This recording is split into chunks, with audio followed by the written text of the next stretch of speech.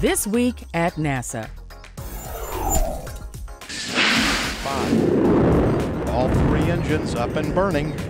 2, 1, 0, and liftoff. The final liftoff of Atlantis on the shoulders of the space shuttle. America will continue the dream. Space Shuttle Atlantis lifted off from Launch Pad 39A at the Kennedy Space Center on July 8th to begin STS-135, the final mission of NASA's Space Shuttle program. We got to witness something really, really special and something really amazing. The shuttle program has been truly phenomenal, and I take great pride in this team and thank them for all they've done. We still got a lot to do before it's over, and they're going to be doing a lot of work on orbit, and then we're going to bring them home safe, and I'm looking forward to that landing back here at the Cape. The Atlantis crew of Commander Chris Ferguson, pilot Doug Hurley, and mission specialists Sandy Magnus and Rex Walheim is delivering cargo and supplies to the International Space Station that are crucial for its post-shuttle operation. The MPLM will have about 15,000 pounds of cargo inside it. And we have the middeck, and the middeck will hold about another 8,000 pounds of cargo.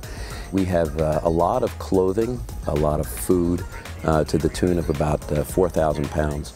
And of course, we want to put the space station in a good position to be self-sustaining for up to a year. Officially designated OV, or Orbital Vehicle 104, Atlantis began its maiden voyage on October 3, 1985. STS-51J was a 4-day mission that took into space a classified Department of Defense payload. When this flight is in the history books, Atlantis will have flown 33 of the Space Shuttle program's 135 missions. Scientists analyzing data from NASA's Cassini spacecraft now have the first ever up-close details of a Saturn storm that's 8 times the surface area of Earth.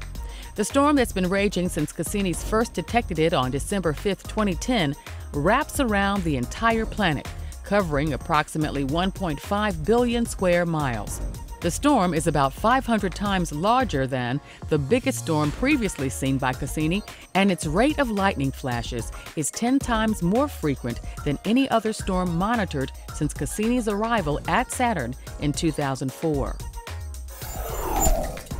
NASA's largest supercomputer, Pleiades, has been ranked 7th fastest in the world. Named for the prominent Pleiades star cluster in the night sky, the supercomputer can theoretically perform approximately 1.32 quadrillion calculations per second, yet has a simple interface compatible with standard desktop engineering workstations and NASA desktop computers. Located at the Ames Research Center, more than 1,000 active users around the country rely on Pleiades to help advance our knowledge of the Earth, solar system, and the universe. The ranking was announced at the 26th International Supercomputing Conference in Hamburg, Germany. And now, centerpieces.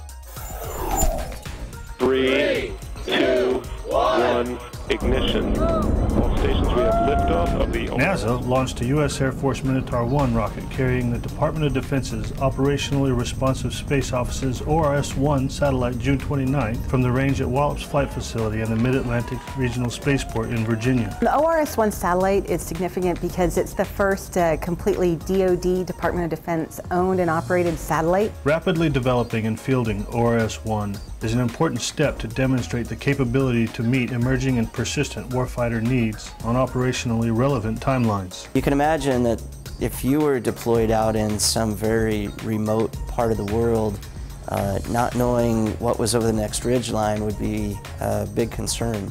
A satellite like ORS-1 will actually allow them to understand what is over that ridgeline, and both good and bad. The Minotaur 1 rocket is a 4-stage vehicle that stands about 70 feet tall and 5 feet wide. The launch vehicle tonight is provided by Orbital Sciences Corporation. This is a Minotaur 1 launch vehicle. The first and second stages are leftover and retrofitted ICBM motors. The upper 2 stages are commercial motors. The Operationally Responsive Space Office and Department of Defense dedicated this launch to the Medal of Honor winners from the U.S. Central Command Area of Operation.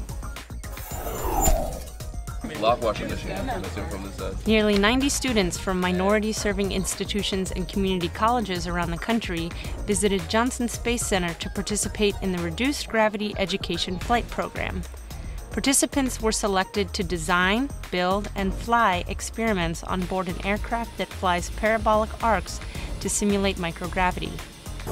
This program ties right into NASA's goal of preparing students for jobs in STEM careers by allowing them to take their own research all the way from the proposal, design, construction, and testing phase of parabolic flight. We treat them just like NASA researchers.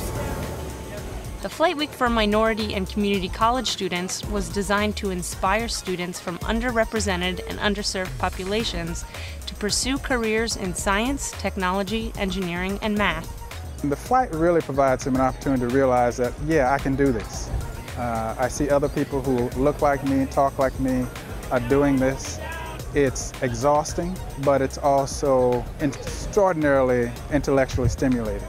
I think when you can feel, see, and touch something, it makes it that much more real, rather than just reading about it in a book. In addition to science, engineering, and research skills, the students also honed other abilities. The most important thing I've learned from this experience is about teamwork and leadership skills. JSC's Education Office will host student and teacher groups during several other reduced gravity flight weeks this summer. It was awesome. It was the word of the day. It was the best experience of my life, and I don't think anything could ever top what I was able to experience. The astronomical science and education programs of the Stratospheric Observatory for Infrared Astronomy, or SOFIA, were the focus of a media day at the Dryden Aircraft Operations Facility in Palmdale, California. Numerous speakers detailed the SOFIA program, its science missions, and educational outreach activities to members of both the professional news media and followers of the Twitter social media website. In addition, 2 of the first 6 teachers who flew aboard the SOFIA as part of the Airborne Astronomy Ambassadors program during a recent mission shared their experiences with reporters and other attendees. This has been a huge privilege. It's been a huge gift. It's been way up there with one of the most important events of my life. The shuttle was United States Navy Captain and NASA astronaut Butch Wilmore. Astronaut Butch Wilmore appeared at NASA Night at the Gladiators, Cleveland's Arena Football League team.